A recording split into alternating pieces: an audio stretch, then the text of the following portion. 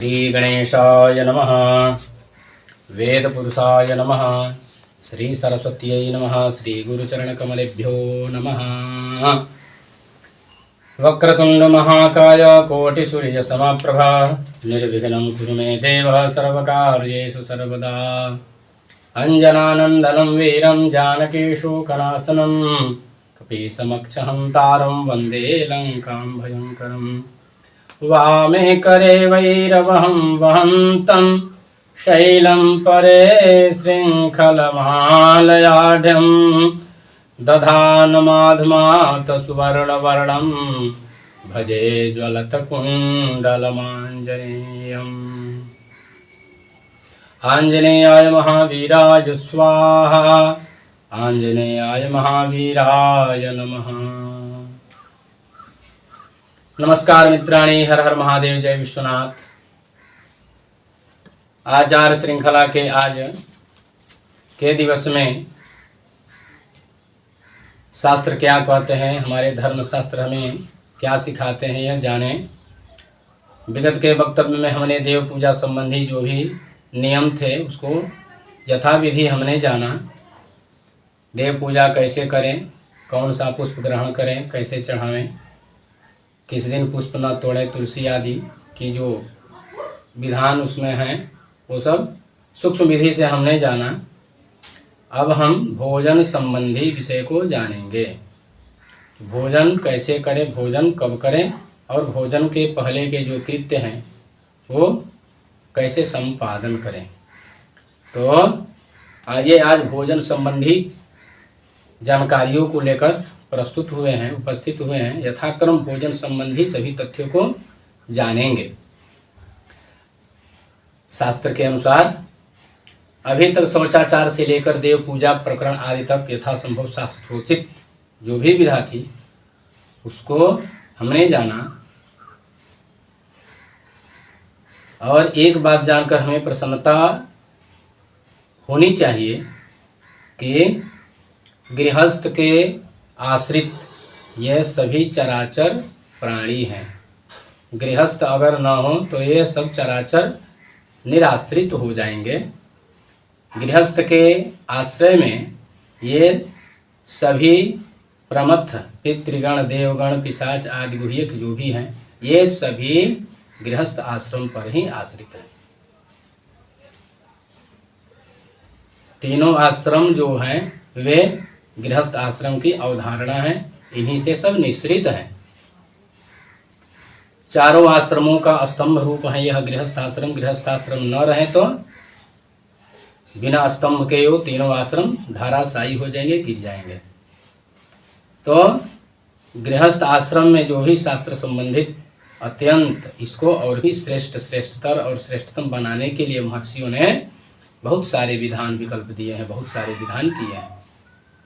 आइए इस कड़ी में देव पूजा के उपरांत देवताओं को तृप्त करने के बाद पितरों को तर्पण आदि करें। स्नान संध्योपासन आदि करने के बाद देव पूजा करें। देव पूजा के बाद पितृ तर्पण आदि करें। इसके बाद पंच महायज्ञ आदि की जो भी बलि वैश्वदेव आदि की प्रक्रिया है जो वो करना चाहिए। समय के अनुसार विस्तृत या सूक्ष्म विधि से तर्पण आदि किया जा सकता है। यदि संभव न हो देव पूजा में भी या पितृतर्पण में भी तो समयाभाव हो तो समय के अनुसार ही अपना आचरण करना चाहिए। तर्पण आदि भी नित्य हैं, देव पूजा भी नित्य हैं। जिस तरह स्नान भोजन आदि नित्य हैं उसी तरह देव पूजा पितृतर्पण आदि बलि वैश्वदेव ये सभी नित्य हैं। बलि वैश्वदेव में वृद्ध पराशर का कहना है कि संध्या स्नानम जपश्चैव देवतानंच पूजनम बलि वैश्वदेवम तथातिथ्यम षट कर्माणि दिने दिने। ये प्रतिदिन के कृत्य हैं। संध्या, स्नान, जप, देव पूजन, पितृतर्पण, बलि वैश्वदेव आदि ये जो कर्म 6 कर्म हैं ये नित्य कहे गए हैं। इसमें किसी भी कर्म से प्रमाद नहीं करना चाहिए और किसी कर्म का लोभ या किसी कर्म की हानि नहीं करना चाहिए। ये सब क्रम से कहे गए हैं, इसका त्याग करना ही दोष है। देवताओं को पुरोडास आदि, आहुति, होम आदि, नैवेद्य आदि, हविष्य गृहस्थ के आश्रम से ही प्राप्त होते हैं।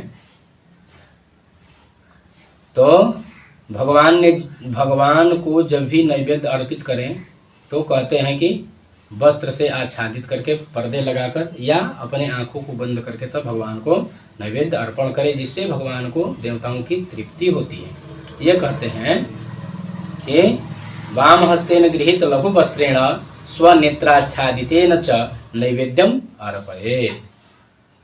किसी सूक्ष्म वस्त्र से आच्छादित कर दें और अपने आँखों को बंद कर दें, इसके बाद नैवेद्य की भावना करें, अर्पण की भावना करें, तो इससे देवता की तृप्ति होती है। बलिभुक प्राणी जो हैं, बलि आदि भक्ष प्राप्त करके तृप्त होते हैं, जो गृहस्थ से ही प्राप्त होते हैं। आहार भोजी भोजन आदि प्राप्त करके, जो भी आहार भोजी हैं, गोग्रास आदि, श्वान, काक, चींटी, पिपीलिका आदि जो भी आहार भोजी है, ये सभी गृहस्थ आश्रम से ही प्राप्त करके तृप्त होते हैं। आब्रह्म तिर्यक पर्यंत सभी प्राणी गृहस्थ पर ही निर्भर हैं। इसलिए गृहस्थ आश्रम को अत्यंत सुदृढ़ रखने हेतु तथा गृहस्थ आश्रम को निर्दोष, निरपाप, निर्मल, दानशील, निर्भय और क्षम्य बना रहे, इसके लिए महर्षियों ने एक संविधान बनाया है। उसी संविधान को हम आचार संहिता भाग कहते हैं। और सभी ऋषियों ने अपनी अपनी स्मृति में, अपने अपने धार्मिक ग्रंथों में, अपने अपने वक्तव्य में क्या करे क्या न करे, इस तरह का उल्लेख किया है। किस प्रकार करने को सदाचरण कहा गया है और किस प्रकार करने को अनाचार कहा गया है, और सदाचरण को ग्रहण, अनाचार का निषेध करते हुए ऐसे शास्त्रों में बहुत से विधि बताई गई है।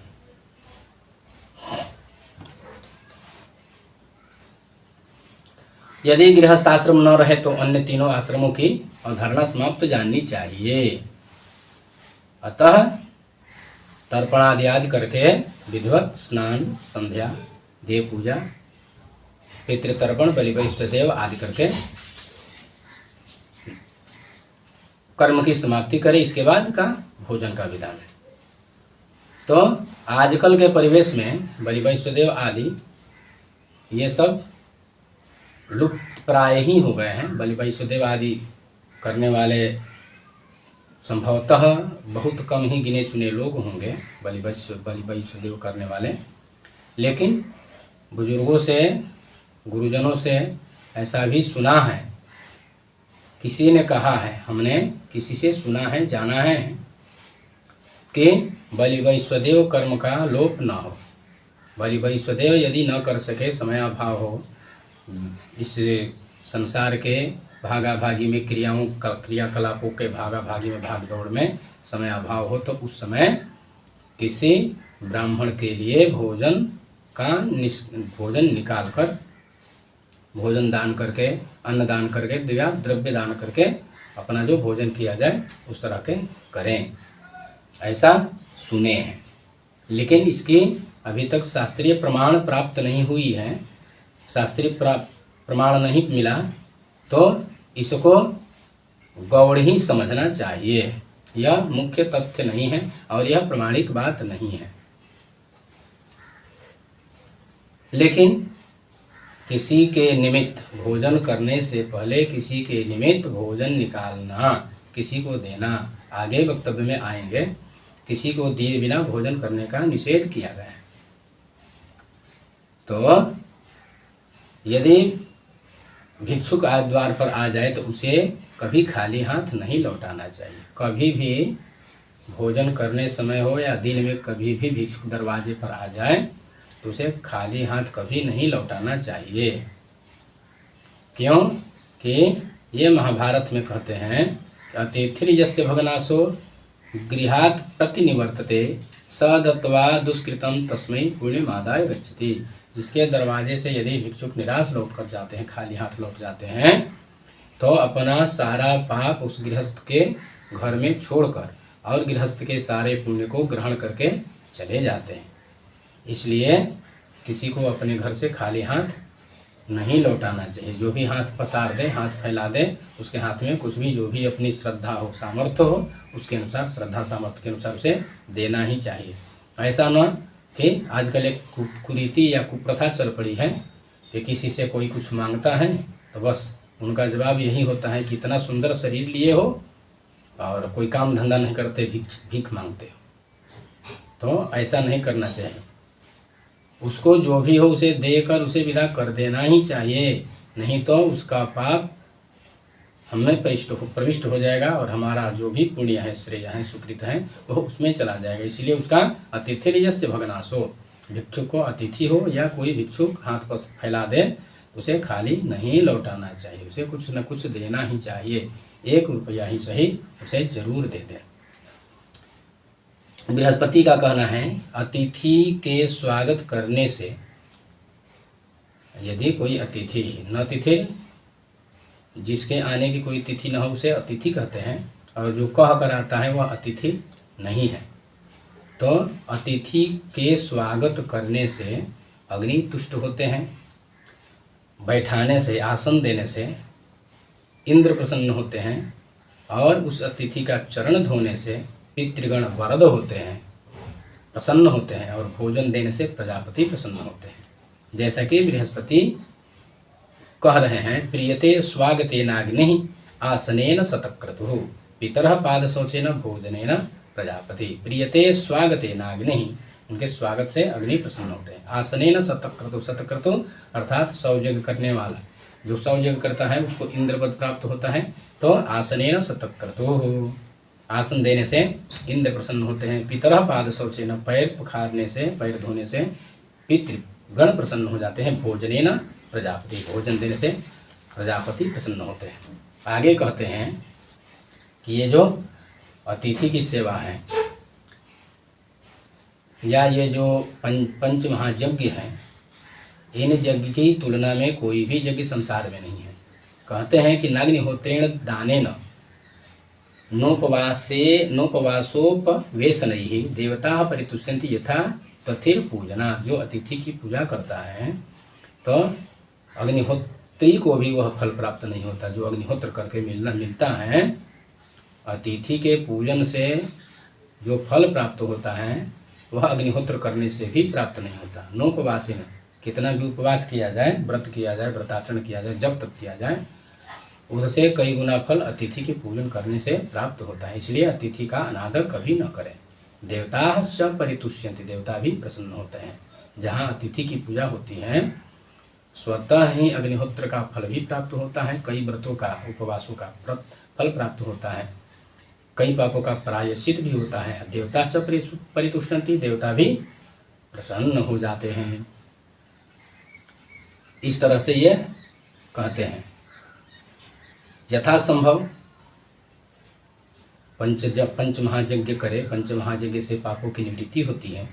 यथासंभव गाय को, कुत्ते को, कौवे को, चींटी आदि जीवों को या जो भी आश्रित प्राणी हैं उनको आहार देकर तब भोजन करना चाहिए। उनके लिए भी आहार की व्यवस्था रखनी चाहिए। यह सभीकृत महायज्ञ की श्रेणी में है। ये महायज्ञ की श्रेणी में, यज्ञ नहीं, महायज्ञ की श्रेणी में है। ये शास्त्रों में, इन्हें शास्त्रों में पंच महायज्ञ कहा गया है। जैसे कि देव भूत पितृ ब्रह्म मनुष्याणाम अनुक्रमात् महासत्राणि जानीयात् एवेह महामखाः। ये कात्यायन का कहना है। देवयज्ञ, भूतयज्ञ, पितृयज्ञ, मनुष्य यज्ञ, ब्रह्म यज्ञ, ये जो क्रम से हैं, देव, भूत, पितृ, ब्रह्म और मनुष्य। मनुष्य में अतिथि आदि आते हैं। देवयज्ञ, देव पूजा, भूतयज्ञ, भूतयज्ञ में गोग्रास,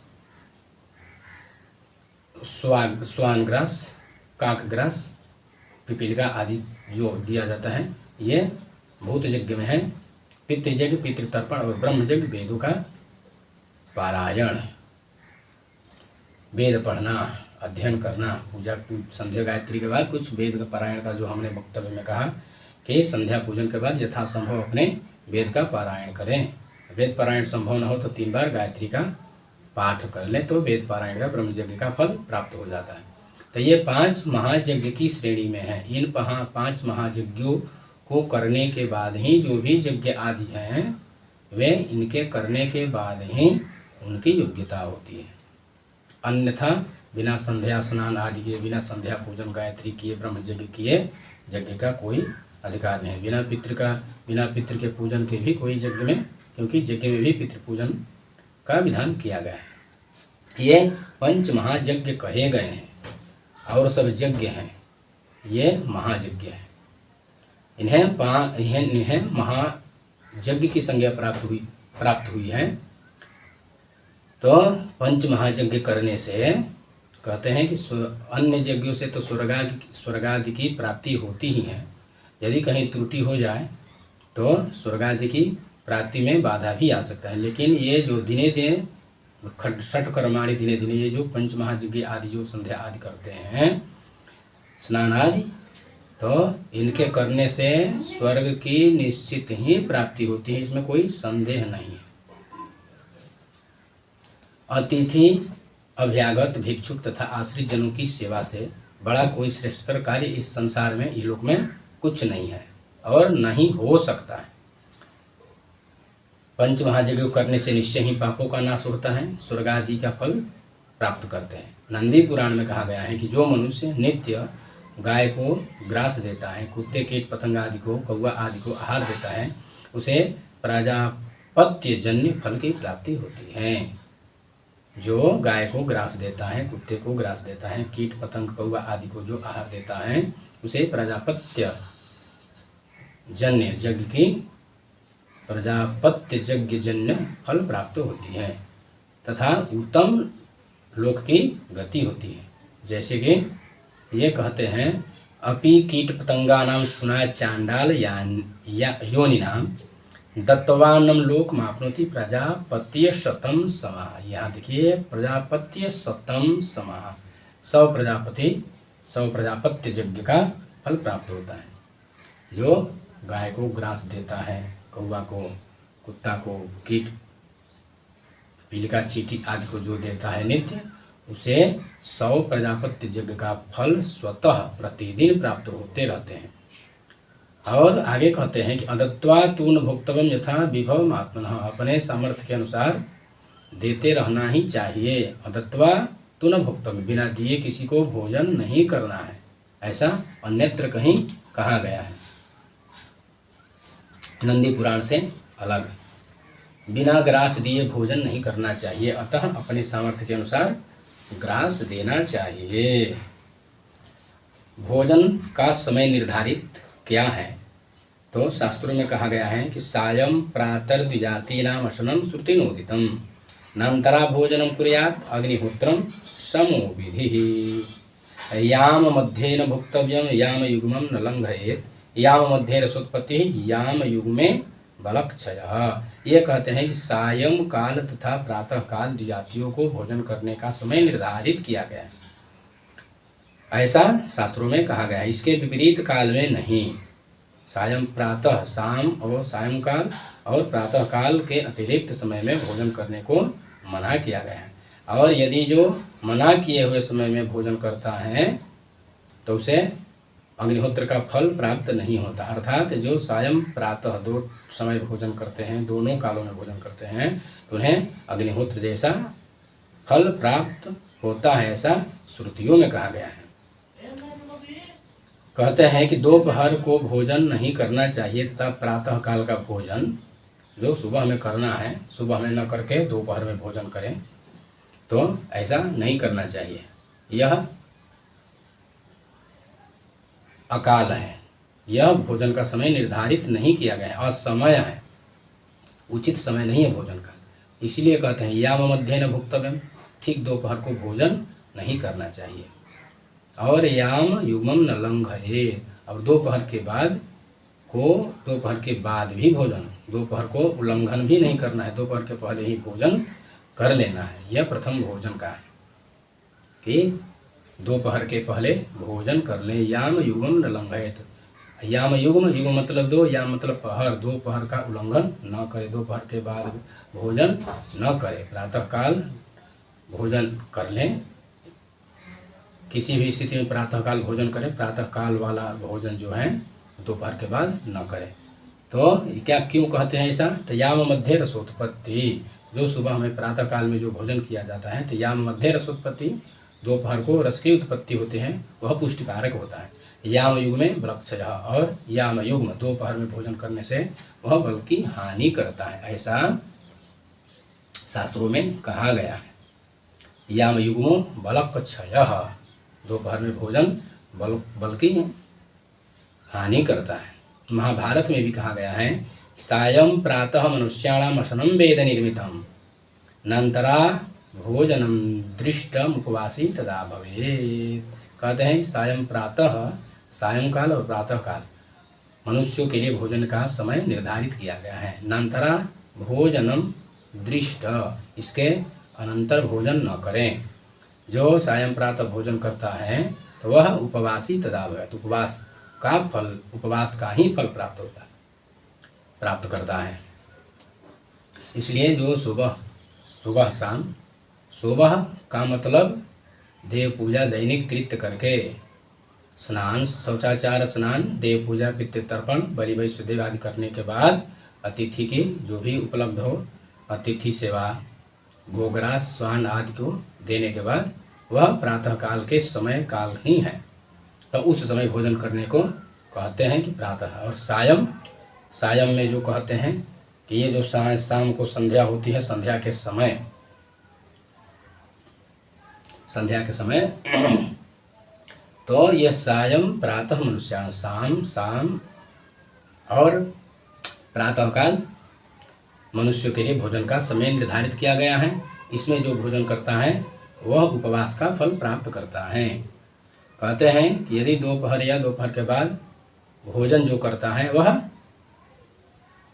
ये जो उपवास या अग्निहोत्र जैसे फल प्राप्त होते हैं उसको प्राप्त नहीं कर पाता। कहते हैं सायंकाल का भोजन सायंकाल में न करें, सायंकाल का भोजन संध्या काल में न करें। ये समय सायंकाल का निर्धारित कर रहे हैं कि सायंकाल का भोजन संध्या काल में न करें। संध्या काल से पहले जो संध्या काल की बेला है, संध्या काल की बेला से पहले भोजन शाम वाली कर लें। कहते हैं कि न संध्यायाम भुंजित, ये ऐसा वशिष्ठ स्मृति में कहा गया है।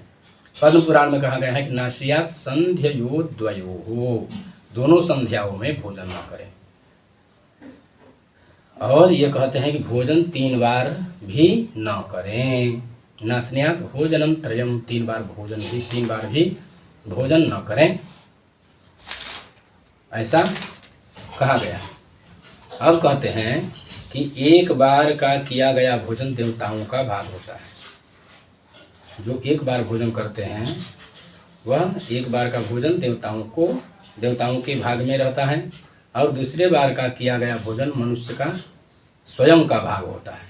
जो प्रथम बार भोजन करता है वो देवताओं का भाग होता है, और दूसरी बार जब सायंकाल में भोजन करते हैं संध्या विहीन, संध्या से पहले, संध्या बेला से पहले जो भोजन करते हैं वह मनुष्य का भाग होता है। तथा तीसरे बार का किया गया भोजन प्रेतों पिशाचों को प्राप्त होता है, तथा चौथी बार का किया गया भोजन दैत्यों, राक्षसों, असुरों आदि को प्राप्त होता है। अतः सायं संध्यादि जाति नाम असनम श्रुतिनो, इसलिए सायं और प्रातः 2 बार भोजन करने को शास्त्र में कहा गया है। पद्म पुराण का श्लोक देखें तो कहते हैं कि देवानाम एक भुक्तम तु द्विभुक्तम स्यान् नरस्य च त्रिभुक्तम प्रेत दैत्यस्य चतुर्थम कौपणस्य यतु। देवानाम एक भुक्तम, जो हमने पहले कहा कि 1 बार भोजन करने पर उस भोजन का भाग देवताओं का होता है। द्विभुक्तम स्यान् नरस्य, दूसरे बार जो भोजन करता है वह मनुष्यों का भाग होता है। त्रिभुक्तम प्रेत दैत्यस्य, 3 बार जो तीसरा बार जो भोजन करता है वह प्रेत का भाग हो जाता है। और चतुर्थम कौपणस्य, कौपण जो सदा कुपित रहने वाले हैं, दैत्य, असुर, राक्षस आदि जो दानव हैं, ये सदा कुपित क्रोधित रहने वाले हैं, तो ये उनके भाग में चला जाता है। इसलिए 2 बार भोजन करने को शास्त्र में कहा गया है। अब कहते हैं कुछ नियम कि सूखे पैर तथा अंधकार में भोजन न करें। सूखे पैर से भोजन अर्थात बिना धोए पैर से भोजन न करें, और अंधेरा में भी भोजन न करें। ये कहते हैं शुष्क पादांधकारे च नास्नेयात कदाचन, शुष्क पादांधकारे च नास्नेयात कदाचन। सूखे पैर और अंधकार में, सूखे पैर भोजन न करें, अंधकार में भी भोजन न करें। तो यहाँ इससे भी ग्रहण कर सकते हैं, जो सायं प्रातः द्विजाति नाम भोजन, सायं प्रातः तो भुक्त सायं प्रातः द्विजाति नाम असनम श्रुति नोदितम जो कहा है, तो रात का उल्लेख यहाँ कभी नहीं किए हैं, सायं प्रातः केवल कहते हैं। तो इसलिए कहते हैं कि नांधकारे च नाशनीयात, अंधकार में भी यानी कि रात में भोजन न करें। अब कहते हैं कि भोजन सदा पूर्व और उत्तर की ओर मुख करके करना चाहिए। कहते हैं कि विष्णु पुराण में प्रांग मुखो दंग मुखो वापी न चैवान्य मना नरः, मतलब पूरब की तरफ और उत्तर की तरफ मुख करके भोजन करना चाहिए। इतर दिशा में, अन्यतर दिशा में मुख करके भोजन मनुष्य को नहीं करना चाहिए, अर्थात पश्चिम और दक्षिण की तरफ मुख करके भोजन नहीं करना चाहिए। क्यों? तो कहते हैं वामन पुराण और पद्म पुराण में कि प्राच्याम नरो लभेदायु याम्याम प्रेतत्वमश्नुते वारुणे च भवेद्रोगी आयुवीतम तथोतरे, अर्थात पूर्वाभिमुख भोजन करने से आयु बढ़ती है, दक्षिणाभिमुख भोजन करने से भोजन का रस प्रेत ग्रहण कर लेते हैं, पश्चिमाभिमुख भोजन करने से रोग की वृद्धि होती है, तथा उत्तर की ओर मुख करके भोजन करने से धन और आयु की वृद्धि होती है। प्राच्याम नरो लभेत, यह आयु पूर्व की तरफ आयु प्रदान करता है, और याम्याम प्रेतत्वमश्नुते, दक्षिण की तरफ मुख करके भोजन कर से उसका भक्षण प्रेत करते हैं, प्रेतत्वमश्नुते, वह प्रेत भक्षण कर जाते हैं उसके रस को।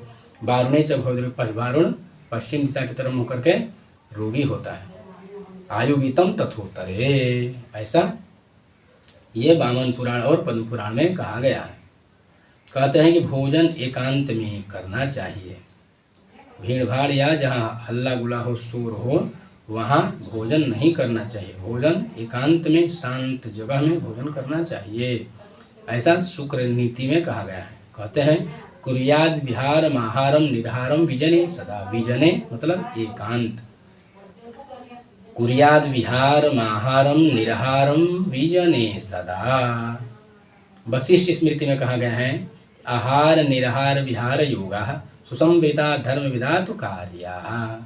ये भी वही बात कहते हैं कि आहार निहार विहार और योग ये जो है ये एकांत में करना चाहिए। स्कंद पुराण में भी यही बात कहा गया है, आहार निहार विहार योगा सुसमृता धर्म विधानुकार्य। धर्मविद जो है ये एकांत में ही इसको करने को ग्रहण करते हैं। अब कहते हैं एक वस्त्र पहनकर भोजन न करें,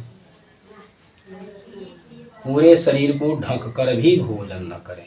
एक वस्त्र अर्थात बिना उत्तरीय का, नीचे कटी में जो वस्त्र पहने हैं उस वस्त्र को पहनकर और बिना उत्तरीय लिए भोजन न करें। और कह रहे हैं इस पूरे शरीर को ढक कर भी भोजन न करें। ऐसा मनु जी भी कहते हैं, मनु स्मृति में भी कहा गया है, वृद्ध गौतम स्मृति में भी कहा गया है, व्याघ्रपाद स्मृति में भी कहा गया है, महाभारत विष्णु धर्मोत्तर पद्म पुराण आदि ग्रंथों में ऐसा कहा गया है कि एक वस्त्र पहनकर भोजन न करे तथा पूरे शरीर को ढककर भी भोजन न करे। कहते हैं कि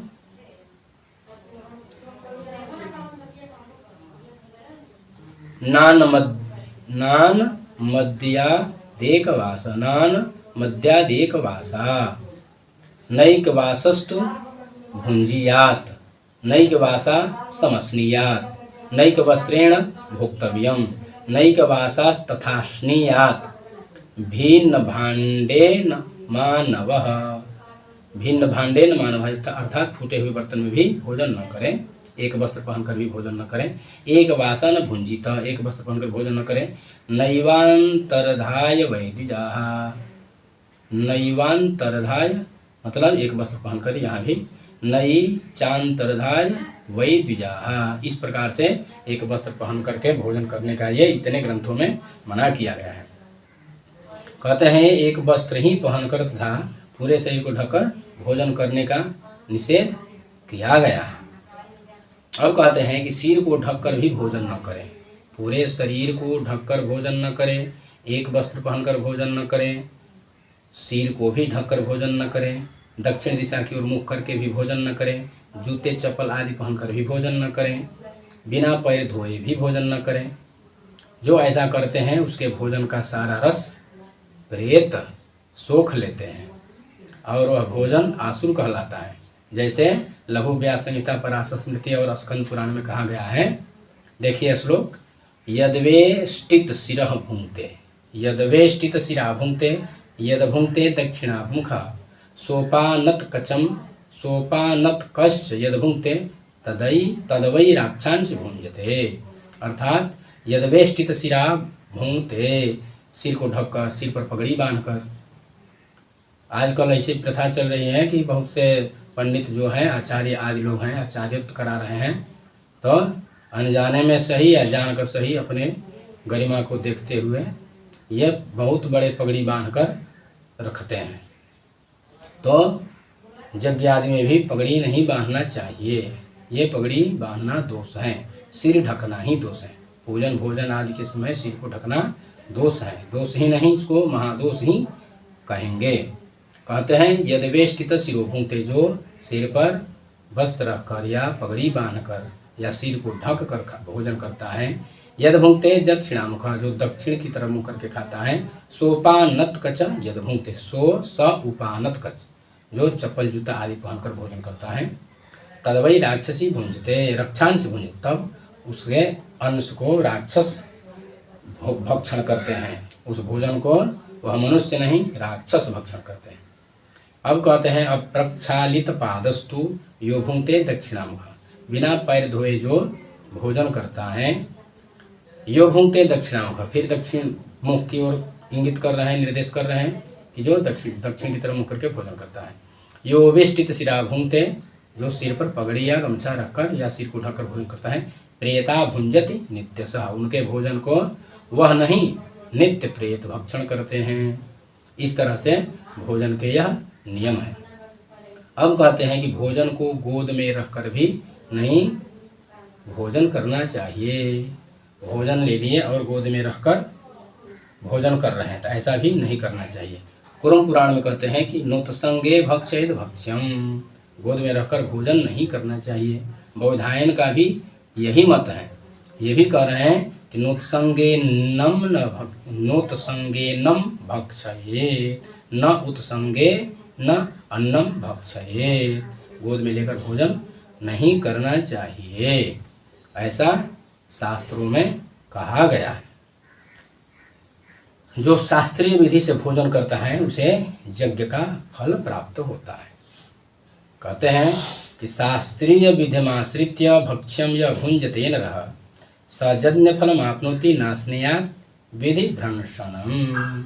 ये कहते हैं कि जो शास्त्रीय विधि से भोजन करता है, शास्त्रीय विधि में जैसे शास्त्रों में जैसा कहा गया है उस तरह से भोजन जो करता है वह यज्ञ का फल प्राप्त करता है। इसलिए विधि भ्रंशन, विधिहीन भोजन भी न करे। जो भी भोजन की विधि बताई गई है उस विधि से ही बिना किसी को दिए, बिना अतिथि पूजन किए, बिना गोग्रास, कुत्ते को, कौवे को, पिपीलिका आदि को बिना दिए, या किसी को भूखा हो उसको दिए बिना भोजन करना, देव पूजा किए बिना भोजन करना, स्नान किए बिना भोजन करना, संध्योपासन किए बिना भोजन करना, बिना मुख धोए भोजन करना, ये सब अशास्त्रीय है। इस तरह से भोजन करने का कोई फल नहीं है और इस तरह से भोजन करने पर उसका जो भी श्रेय है, उसका जो भी आहार फल है, वे सब नष्ट हो जाते हैं। जो इस तरह से भोजन करता है वह भोजन नहीं करता, अपितु राक्षस भोजन करते हैं। इस प्रकार से शास्त्रों में कहा गया है। तो हमें शास्त्रीय विधि से ही भोजन करना चाहिए। शास्त्र हमें मार्ग प्रशस्त करते हैं और हमें केवल आचरण करना है, यही धर्माचार है। इस तरह से यह भोजन प्रकरण का यह जो पहला भाग है, आज पहला भाग संपन्न करते हैं। आगे भी भोजन के जो भी भाग होंगे, जो भी विधि नियम हैं, वो अग्रिम वक्तव्य में कहे जाएंगे। जितना हो सकेगा उतना कहे जाएंगे। तब तक के लिए सभी को नमस्कार। जय विश्वनाथ, हर हर महादेव।